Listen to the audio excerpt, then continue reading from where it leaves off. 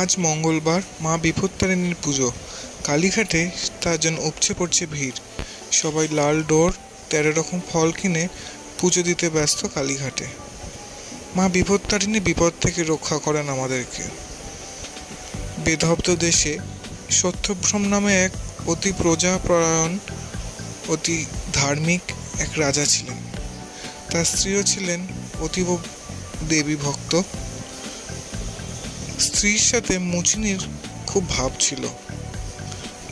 স্ত্রী যা ফল পুজো দিত অনেক সবই তা মুচিনিকে দান করত। তো একদিন মুচিনিরও ইচ্ছা হয়েছিল কি রানীমাকেও কিছু উপহার দেবেন, কিন্তু সে এতই গরিব যে রানীমাকে তার দেওয়ার মতো কিছুই ছিল না। তো রানীমা বলেছিলেন যে তোমরা তো গো মাংস সেবন করো, তো আমাকে দিন সেই গো মাংস এনে দেবে, আমার দেখার খুব ইচ্ছে যে কীরকম হয় সেটি। তো মুচিনি বলল ঠিক আছে, আমি কালই এনে দেবো। তো সেরকমভাবে মুচিনি পরের দিন গো মাংস নিয়ে আসে এবং রানীমাকে সেটি দেয়, এবং সেটি দেখতে পায় এক প্রহরী। সেই প্রহরী গিয়ে সেই ধর্মপরায়ণ রাজাকে বলে সেই কথা। রাজা ডেকে পাঠায় রানীকে। রানী বলে না, এই মিথ্যে কথা, এইসব কিছু হয়নি। তো রাজা সেটা বিশ্বাস করে না। সে যায় এবং যেখানে সেই গোমাংস রাখা ছিল সেই জায়গাটিকে খুলতেই সে দেখে যে সেই গোমাংস 13 রকম ফলে পরিণত হয়ে গেছে। এটি হয়েছে রানীর ভক্তির কারণে। রানী তখন মা বিপত্তারিণীকে খুব আকুতি মিনতি করে ডেকেছিলেন যে তাকে যাতে রক্ষা করে এই বিপদ থেকে। আর ঠিক এই তখন থেকেই মা বিপত্তারিণীর পূজা প্রচলন শুরু হলো। এটি মা বিপত্তারিণী ব্রত কথায় থাকেই গল্পটি। তার জন্যে কালীঘাটে দেখতেই পাচ্ছেন কত ভিড়, প্রচুর মানুষের সমাগম ঘটেছে। লাল ডোর ঘাস দেওয়া এবং 13 রকম ফল দিয়ে মা বিপত্তারিণীর পূজা সম্পন্ন হয়।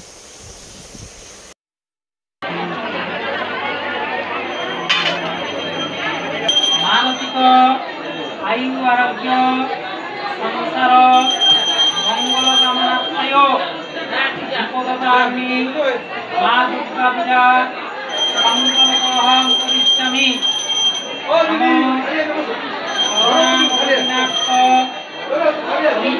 পরায়ণী সর্বশাস্ত্রে হরদেবী নারায়ণী নমস্তে।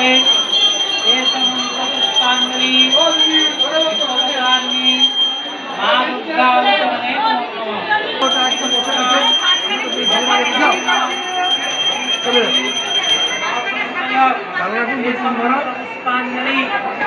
পুষ্পাঞ্জলি মা দুর্গা করুণাকরণার্থ পরায়ণী সর্বশাস্ত্রে হরদেবী নারায়ণী নমস্তে।